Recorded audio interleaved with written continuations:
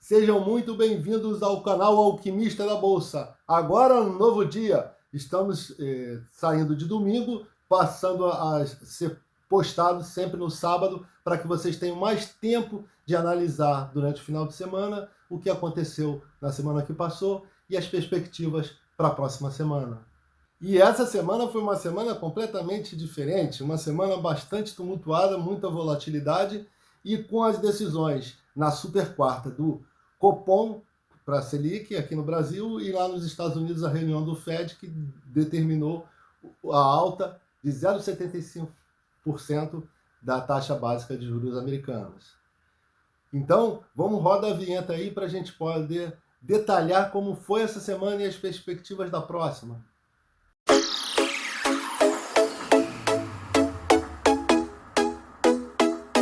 Fique comigo até o final desse vídeo para poder ver tudo o que aconteceu na semana e as perspectivas para a próxima semana. Essa semana foi uma semana estranha, aquela segunda e terça morna, todo mundo na expectativa da super quarta, decisão de juros nos Estados Unidos e decisão de juros aqui no Brasil. Lá nos Estados Unidos aconteceu o previsto, uma alta de 0,75%, era uma coisa que já estava precificada.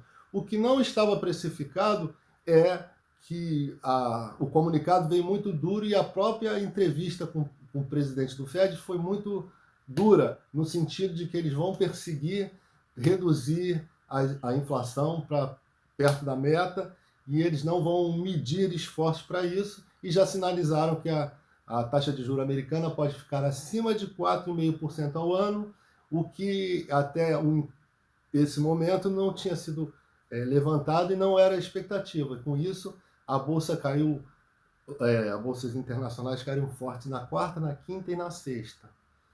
Mas vamos agora detalhar o que aconteceu na bolsa brasileira, a Bovespa. A Bovespa já tinha subido na segunda e na terça de forma cautelosa, mas na quarta, quando foi divulgado a alta do Fed, teve um pequeno recuo e depois, porque a ata do Fed, o comunicado do Fed saiu quarta-feira às 3 horas com o mercado aberto, então já reagiu. A decisão do Copom só veio à noite, com o mercado fechado, mantendo a taxa estável em 13,75, e o mercado refletiu isso de forma muito positiva e teve uma forte alta na quinta-feira, indo testar 114 mil pontos, que é a resistência da congestão, né, entre 110 e 114, e foi um dia bastante positivo, porque o Comitê de Política Monetária, o Copom, afirmou que pretende manter 13,75 por um longo período para analisar o impacto que isso terá na inflação e, mais do que isso, quais os impactos terão nas expectativas do mercado sobre a inflação, porque apesar da inflação estar caindo, teve duas deflações desse ano, as expectativas do mercado financeiro para o ano de 2024 continuam elevadas.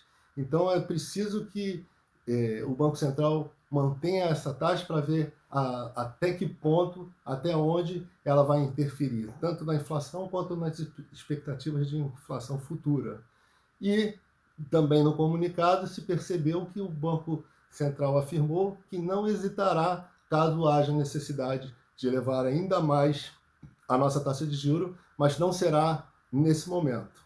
Mas os impactos nas bolsas mundiais foram muito elevados, porque além da alta do Fed, da taxa básica, a taxa básica de todo o mundo houve uma elevação. Inclusive a Suíça, que tinha ainda juros negativos na Europa, teve uma alta e deixou todo mundo agora com juros positivos.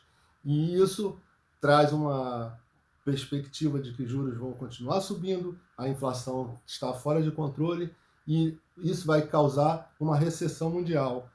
Além disso, ainda com uma pitadinha de sal, o Putin ameaçou o mundo até com uma guerra nuclear, que não foi levado muito a sério, porque todo mundo sabe que se houver uma guerra nuclear hoje em dia, ninguém vai sobreviver. Então, houve só aquela... Mas é mais uma pitadinha de sal, mais uma preocupação.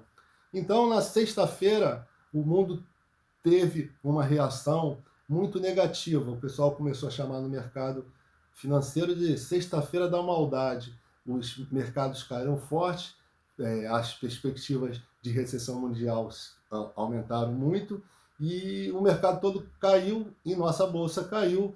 Estava lá em 114 mil testando a resistência, voltou para o meio da congestão, fechou em 111.716, teve uma alta na semana de 2,2%, mas se não fosse o problema mundial, a nossa alta seria muito maior. Mas é o que eu sempre falo aqui, não dá para imaginar todas as bolsas no mundo caindo e a nossa bolsa aqui subindo, uma ilha de prosperidade. As coisas não funcionam assim, até porque a nossa bolsa é muito dependente do fluxo de capital estrangeiro.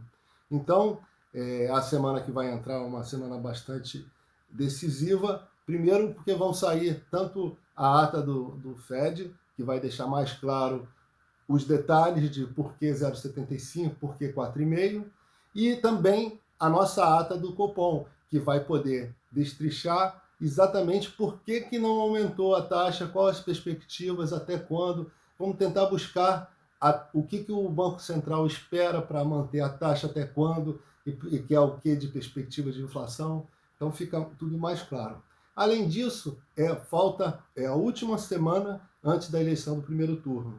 Então, à medida que se aproxima, as pesquisas apontam todas elas como o Lula na frente do Bolsonaro no primeiro turno, mas a gente só vai saber isso exatamente na segunda-feira. Mas o que for feito durante a semana, as perspectivas de que aconteça nessa semana, até um possível eventual vitória de um ou de outro no primeiro turno, isso impactará alguns setores mais do que o outro.